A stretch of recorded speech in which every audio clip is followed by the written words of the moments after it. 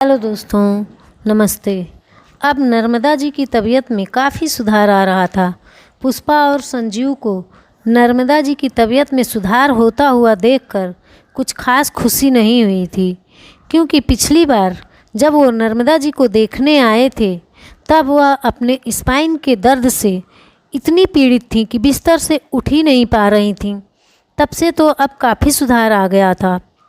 पिताजी, क्या हम पिछली सारी बातें, सारा मनमुटाव भूलकर फिर से पहले की तरह एक साथ नहीं रह सकते? संजीव ने चेहरे को यथासंभव करुणा से ओत-प्रोत बनाकर उन्हें मनाने की कोशिश करते हुए पूछा। मुश्किल हो रहा था कि बात क्या सोच रहे हैं। एक तरह से नर्मदा जी की कर्तव्यमूढ़ की स्थिति में थीं, क्योंकि इस स्थिति के लिए कोई तैयार नहीं था। अवंतिका बिल्कुल चुपचाप थी और पुनीत सोच रहा था कि अब न्याय की कुर्सी पर बाबूजी बैठे हैं और वही उचित न्याय करेंगे। इधर बैठक में हो रही बातचीत का कुछ अंश नर्मदा जी के कानों में पड़ा तो उन्होंने अवंतिका को बुलाकर कहा, छोटी बहू, जरा मुझे बैठक तक ले चलो। यहाँ लेटे लेटे मुझे बहुत घबराहट हो रही है। कहीं तुम्हारे बाबूजी उन्हें कोई उल्टा सीधा ना बोल दें। तब अशोक जी न्यूज़ देख रहे थे और चेहरे पे कई तरह के भाव आ जा रहे थे।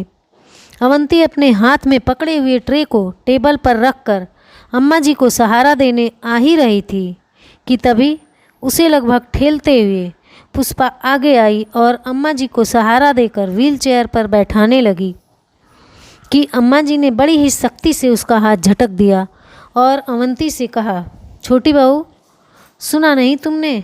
मुझे बैठक तक पहुंचा दो। बड़ी बहू को अंदाज़ा नहीं है कि कब कहाँ किसको कितना सहारा देना है और कब बेसहारा छोड़ देना है। सास की बात में छुपे हुए व्यंग और दर्द को अवंती समझ रही थी और पुष्पा भी। फर्क इतना था कि अवंती उस व्यंग भरी बात में छुपे हुए दर्द को महसूस कर रही थी और पुष्पा सोच रही थी कि इस व्यंग भरी बातों का जवाब किस तरह दिया जाए। बैठक में जब नर्मदा जी आईं तब तक बाप बेटे में बातें चल रही थीं और दोनों के चेहरे तने हुए थे।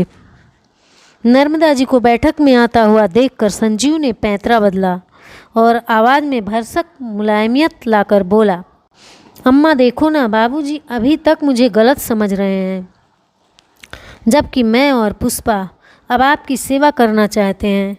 आप बाबूजी को समझाओ ना।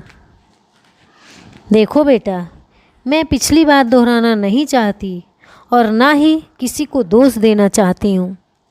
मैं बस इतना जानती हूँ कि जब मुझे और तुम्हारे बाबूजी को सबसे ज़्यादा सहारे की ज़रूरत थी तब तुम दोनों घर छोड़कर चले गए थे। उस समय यही छोटू और छोटी बहू अपना सारा सुख त्याग करके यहाँ आ गए थे और आज मैं उनकी सेवा से ही स्वस्थ हो रही हूँ। नर्मदा जी की बातों में दम था। सो संजीव और पुष्पा आगे और कहते भी क्या, फिर भी इस घर पर अधिकार जमाने की उनकी कोशिश जारी थी। संजीव और पुष्पा तरह तरह के तर्क से और अपनी मजबूरी बताकर यह जताने की कोशिश कर रहे थे कि वह दोनों अपने माता पिता का भला चाहते हैं और माता पिता को भी अपने हर संतान को बराबर देखना चाहिए और सही न्याय करना चाहिए। यह नहीं कि सारी संपत्ति का वारिस छोटे बेटे को बना दो और सारे गहने जेवर छोटी बहू को दे दो और बड़ा बेटा बेघर हो जाए। इस घर की बड़ी बहू अपने सास ससुर के आशीर्वाद से वंचित हो जाए। जबकि शब्दों के सुंदर समायोजन और शब्दों के जाल में उलझे हुए उन बातों का मंतव्य अशोक जी भी समझ रहे थे और नर्मदा जी भी समझ रही थीं। इसलिए इस पूरी बहस को पूर्ण विराम देने के लिए नर्मदा जी ने कठोर शब्दों में अपना निर्णय सुना दिया। देखो बेटा, मैं तुम दोनों भाइयों को अच्छी तरह जानती हूँ और अब तो दोनों बहुओं को भी भली भांति समझ गई हूँ।